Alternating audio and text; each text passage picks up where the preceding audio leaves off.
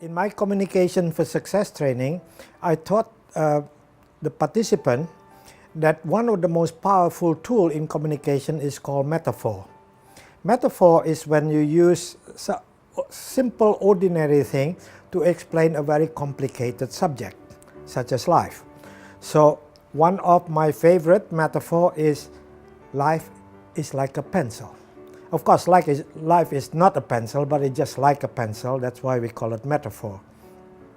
So life is like a pencil, and there are 5 points to this.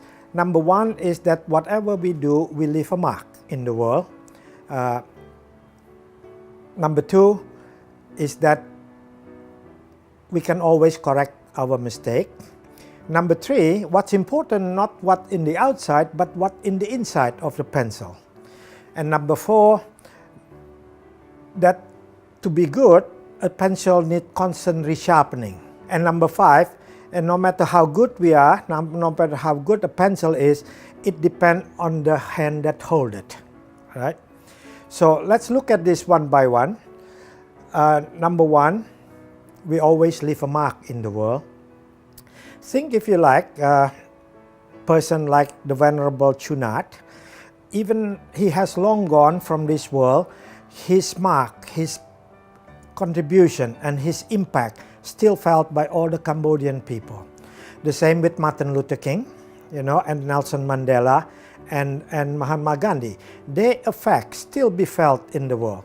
In fact, if you look at all these people, Mahatma Gandhi, the Venerable Chunat, Martin Luther King and Nelson Mandela, they built statue of them to remind people of their contribution to the world.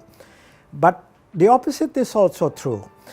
All the bad things we do actually leave a mark in the world. For example, what Mr. Pol Pot and his regime did to Cambodia, we still feel it up to now. Number 2, we can always correct our mistake.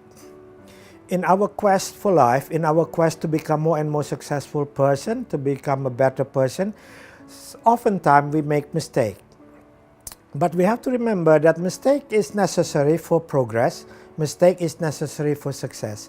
So don't worry about it, mistake, as long as we continually learning from our mistake, continually improving ourselves.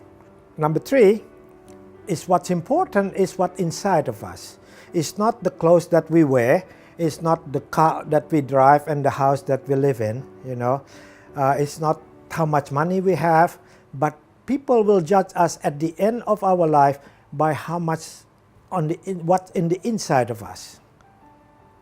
So again, when we talk about people like the Venerable Chunat, Nelson Mandela, we don't care about what they wear, what they have. We care about what the spiritual being, the spiritual being. That is what's more important to all of us. So number 4, to be continue successful, to continue being good, we have to maintain ourselves.